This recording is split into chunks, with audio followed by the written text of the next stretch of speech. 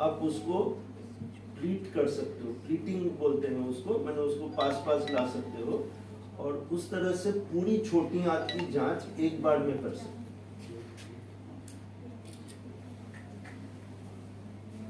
ये एक बड़ा नया टेक्नोलॉजी है जिससे कि छोटी आंत की जो बीच के हिस्से जहाँ पर पहुंच की बाहर होती थी वो आसान हो गया, और नंबर 2 उसके थ्रू, उसके दरमियान आप कुछ टुकड़े ले सकते हो या कोई थेरेपी कर सकते हो। जैसे कहीं से ब्लड निकल रहा तो उसको आप रोक सकते हो, तो इसको थेरेपी बोलते हैं। तो उसीलिए हम लोग के यहाँ पर काफ़ी मरीज आते हैं, बट ये वाली सुविधा हमारे पास उपलब्ध नहीं थी, तो फोर्टिस ने इसको यहाँ इंट्रोड्यूस किया।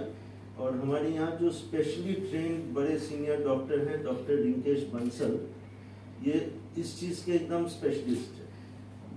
तो हमारी जो अभी इनॉग्रेशन हुआ और जो अनुभव हुआ उसके बारे में हम चाहेंगे कि डॉक्टर रिंकेश कुछ बताएं, और हमारे सामने जो पेशेंट हैं तो वो उसी के मैंने she has benefited from it, उससे इनको फायदा हुआ, तो वो अपने अनुभव भी बताएं। ठीक है,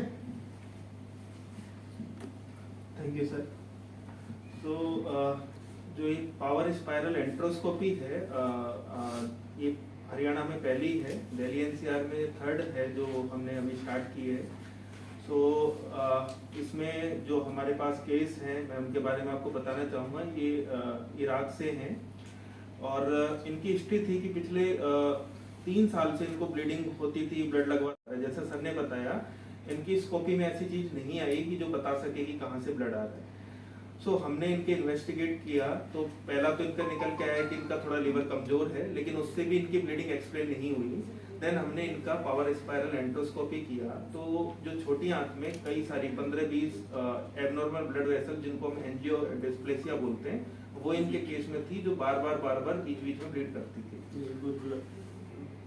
और थोड़ा बता दूं कि क्या बता रहे हैं। एक कंडीशन होता है कि जहाँ ना नसें फूल जाते हैं और वो बीच में बढ़ भी ऐसी फैसिलिटीज है। मशीन कहीं भी नहीं है, पहली मशीन हमारे यहाँ पे है। कुछ केसेज के लिए कहीं अगर किसी हॉस्पिटल में हुआ तो हमारी जानकारी में नहीं है, लेकिन मशीन पहली यही पे गई और कहीं पे भी मशीन नहीं है। पेशेंट किस सिचुएशन में आपके पास यहाँ आया था और क्या आपने सो पेशेंट लो हीमोग्लोबिन करके आया था, तो कई सालों से ब्लड लग रहा था, लेकिन हमने जो डायग्नोसिस किया वो सिर्फ उसी मशीन से हो सकता था, उसके अलावा कोई मॉडलिटी नहीं थी जिससे उसका पता लग सके एंड उससे उसका ट्रीटमेंट हो सके।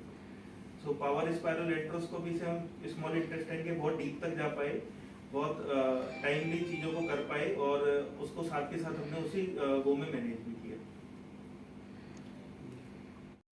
इस वाले में ईश्वर की कृपा से कॉम्प्लिकेशन नहीं है, पर कोई भी प्रोसीजर अगर होता है तो उसमें 100 में से कभी ना कभी तो कोई कॉम्प्लिकेशन हो सकता है। अभी तक हम लोगों ने जितने किए हैं 4-5, उसमें अभी तक ईश्वर की कृपा से कोई कॉम्प्लिकेशन नहीं है। पेशेंट किस दिक्कत में आया था और उसको कितने दिन इलाज लिया? ये पेशेंट अब देख सकते हैं करीब 80 साल की हैं, बुजुर्ग हैं, और इनको 3 साल से बार आंतों से खून निकलता था, जिसकी वजह से हीमोग्लोबिन ड्रॉप हो जाता था और बहुत सारे ब्लड ट्रांसफ्यूजन की आवश्यकता पड़ती थी, हर महीने करीब 2 से 4 बोतल। और इस बार जब आई थी तो उनका हीमोग्लोबिन 4 था, और उस टाइम ना फिर ये पता चल गया कि ऊपर से और नीचे से ब्लीडिंग नहीं है तो बीच से ही ब्लीडिंग होगी। तो तब ये एंट्रोस्कोपी, जो स्पाइरल मोटर स्पाइरल एंट्रोस्कोपी, ये एक बड़ा नया टेक्निक है और इसकी सुविधा अभी हाल में हम लोग को उपलब्ध हुआ है कुछ समय पहले। और डॉक्टर रिंकेश बंसल हमारे साथ जो है वो इसकी ट्रेंड हैं और एक्सपर्ट हैं। तो इससे हम लोगों ने डायग्नोसिस बनाया और जहाँ जहाँ से वो नस फट के ब्लड आता था उन जगहों को उन्होंने सुखा दिया, उसको कॉटराइजेशन बोलते हैं, तो उससे इनकी ब्लीडिंग रुक गई। तो क्या ये जो वहाँ से सुखाई गई है नस, क्या ये फ्यूचर में कभी दोबारा ऐसा नहीं हो सकता है, बट चांसेस कम होते हैं, चांसेस कम होते हैं। और अगर होते भी हैं तो इतनी रफ्तार से नहीं होनी चाहिए, क्योंकि वो मल्टीपल होते हैं, तो ज़्यादातर उन्होंने एक ही बार में पूरा निपटा दिया। इस टाइप का ऑपरेशन में कितना टोटल खर्च आ जाते हैं? इनका खर्चा भी जैसे बताया कि यूजुअली करीब 1 लाख टाइप का पड़ेगा सब मिला के। तो यूँ समझ लीजिए टोटल प्रोसीजर का 30,000 है, बाकी इक्विपमेंट का करीब और 30,000, और तो ये सब ब्रेकअप अभी डॉक्टर रिंकेश बता देंगे कि कैसे होता है। बट महंगा तो थोड़ा है। शुरू में तो कोई नया टेक्नोलॉजी आएगा तो नहीं, और भी 1 लाख जैसे आपने बताया कि 1 लाख के अलावा और भी कुछ नहीं खर्चा- और नहीं, ये तो टोटल 1 लाख ही था ना। हाँ हाँ ठीक है डॉक्टर हाँ। सर अपना मैं- पहले नाम मैं- बताइए। थोड़ी सी आईडी नीचे। हाँ मैं doctor Rinkesh Kumar Bansal, additional director in department of gastro.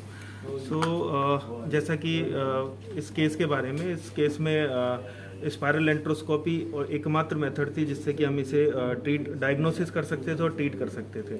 सो इनके केस में स्पायरल एंट्रोस्कोपी काफ़ी सक्सेसफुल रही।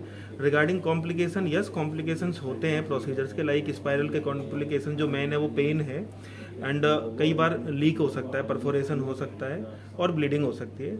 बट जो अभी तक हमने केसेस किए हैं 4, उनमें कहीं कोई ऐसा कॉम्प्लिकेशन नहीं है और पेशेंट को भी कोई दिक्कत नहीं रही। ये एक बार ही हमने प्रोसीजर किया, लगभग दोबारा की ज़रूरत नहीं है। यस दोबारा भी बन सकते हैं लेकिन बहुत कम चांस होते हैं, क्योंकि जो भी थे वो हमने सारे एक साथ सारे बंद कर दिए थे।